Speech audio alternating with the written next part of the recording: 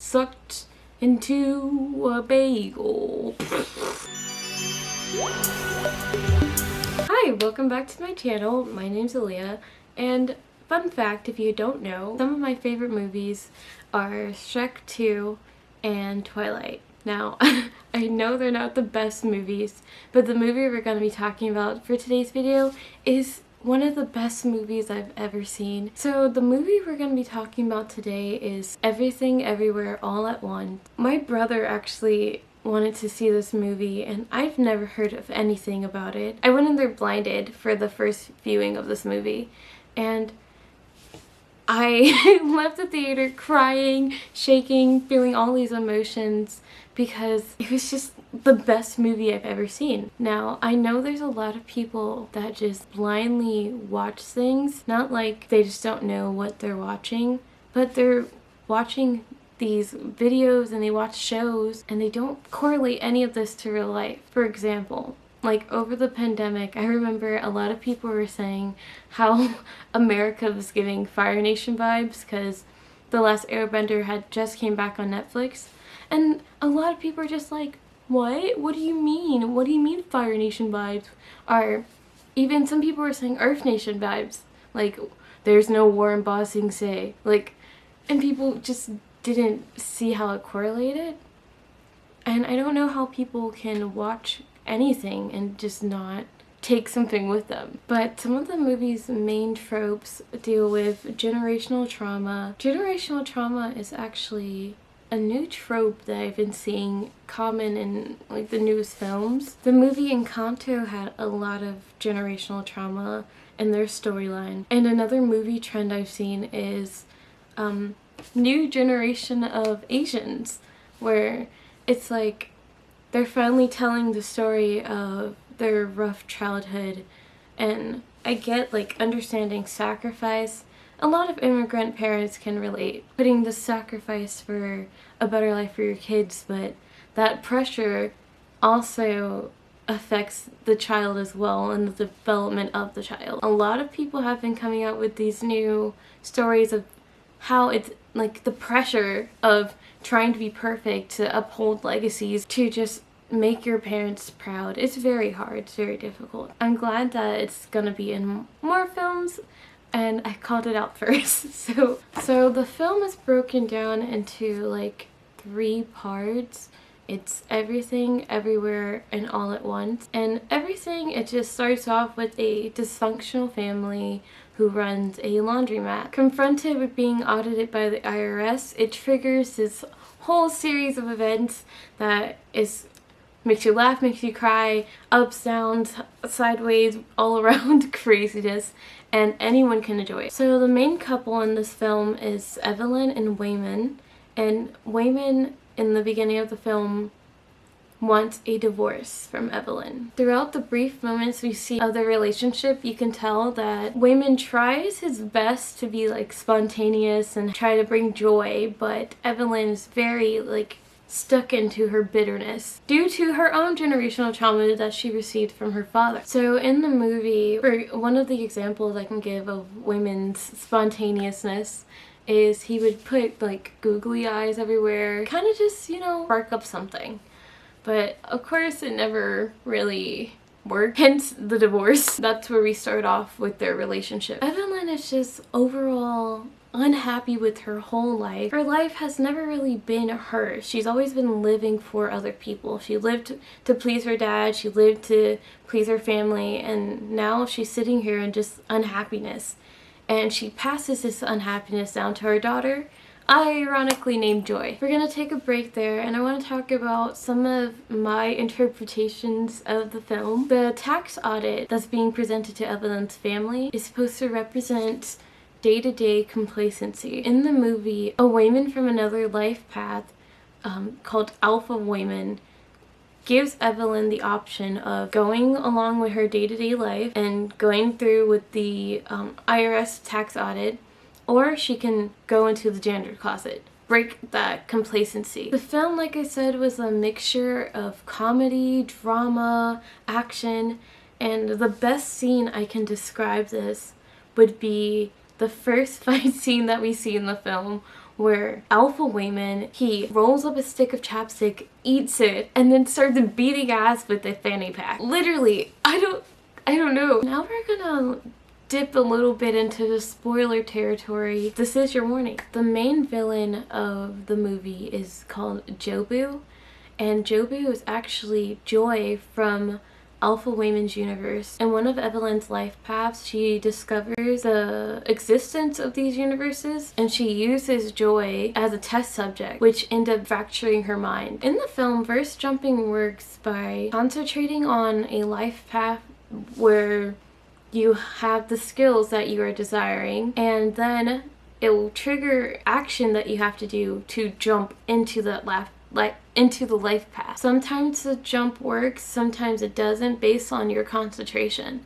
So one example would be Evelyn jumping to the life path where she knows martial arts and she's able to fight the villains in front of her inside Laundromat Evelyn's universe. Another example would be when she tried to use another life jump to fight Jobu, and her hands became like sausages, which took her to a universe where everyone's hands were sausages. They even had like that generic evolution series where he's like with, you know, like Space Odyssey, where the bone like spinning in the air at the monkeys, and then the monkeys with the hot dog arms beat up the real monkeys.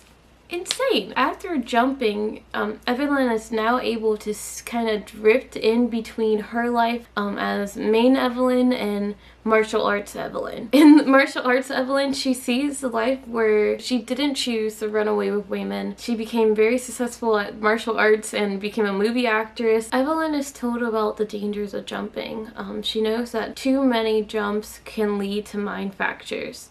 But she comes up with the idea, in order to defeat Jobu, she must become like Jobu. Alpha Joy character, or Jobu, was so cool. Because she was pushed so much, her mind fractured. She is now like a disruptor. She doesn't follow social norms. She is just like against the standard. For example, her introductory fight scene was literally the most amazing thing I've ever seen. She's talking to a police officer and he's like, "You can't be here." And she's like, "Are you saying I can't be here, or am I not allowed to be here?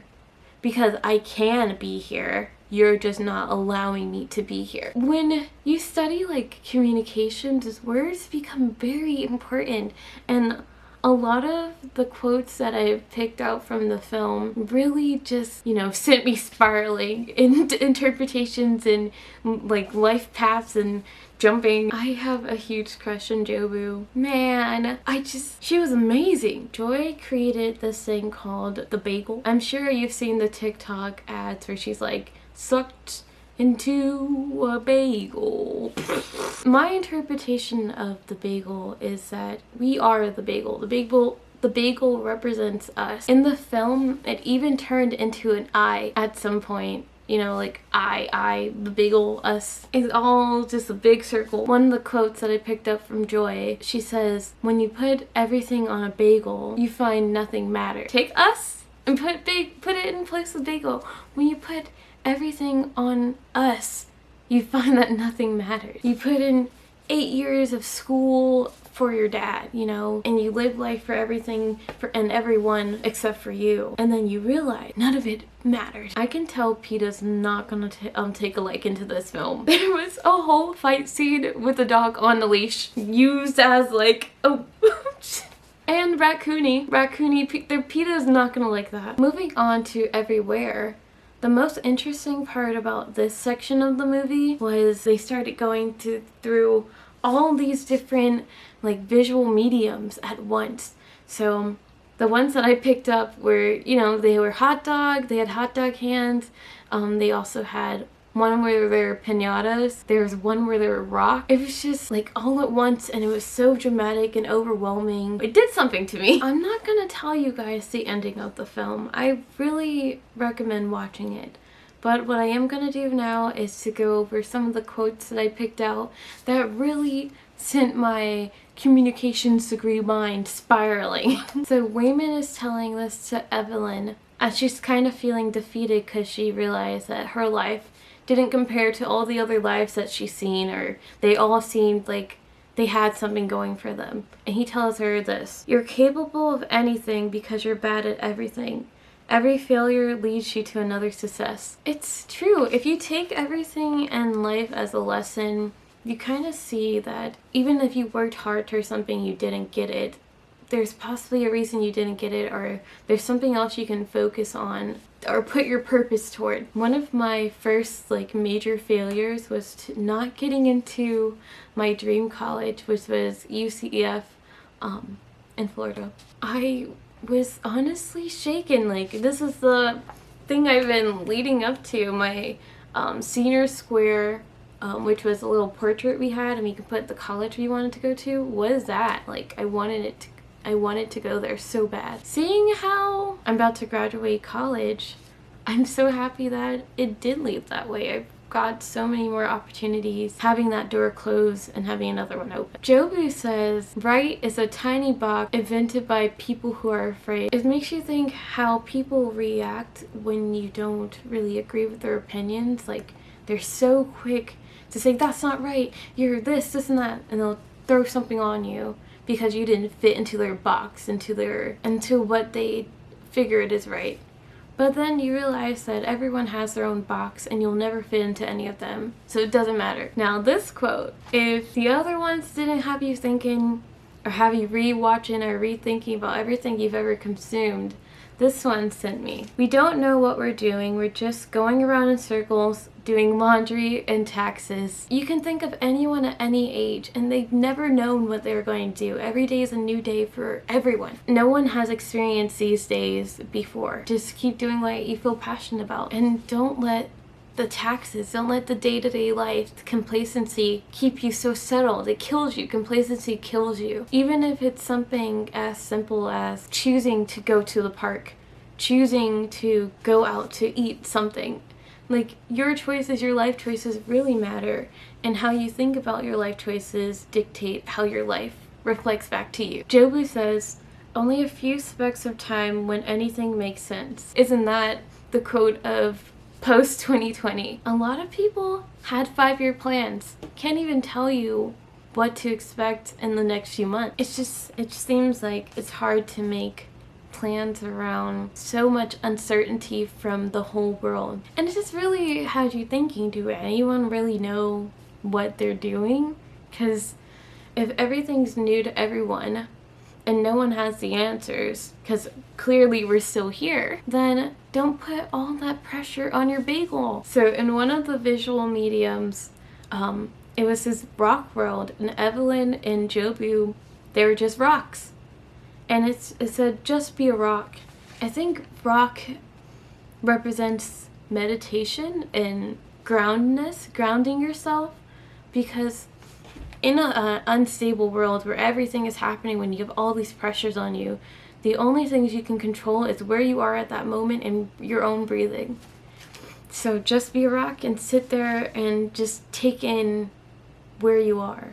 She also says, "Every new discovery is just a reminder that we're small and stupid." Just all these quotes really have you sitting there and be like, yeah, we are just floating on a rock, paying money to breathe air and drink water and eat food that's already here. When you really look at all the staples and all the systems we have in place, none of it makes sense, and none of it ever made sense. But I feel like now we're having a little shift. Everyone's waking up. So in the film, it's revealed that the reason Jobu put everything on the bagel was to destroy herself. Now, if that doesn't tell you the bagel is us, what else would tell you? Another quote that Evelyn has towards the end of the film, towards her dad: "It's okay if you're not proud of me, because I am." Once we start living our lives for us, rather than checking a box of societal necessities, once we start doing that, you'll just realize that just being proud of yourself, believing yourself, is all you really need to succeed in this world. And finally, the last quote: "We can do anything because nothing matters." Think of life as a game. I know on TikTok they were talking about living life with a little bit of delusion, and I have to jump on board with that, because like I said, once you realize everyone's just amateurs at this game, back yourself, back your own projects, and do everything for the good of you and everyone else. So I do really recommend this movie, Everything Everywhere All at Once. I feel like anyone and everyone can take something from this film. My name's Leah. If you want to follow me on TikTok or Instagram, it's going to be at hialiyah_. If you want to see one of our live streams with the Daisy Duo, it's going to be the Daisy Duo on Twitch. Like and subscribe down below. Thank you for watching this video, and we'll see you next time. Bye.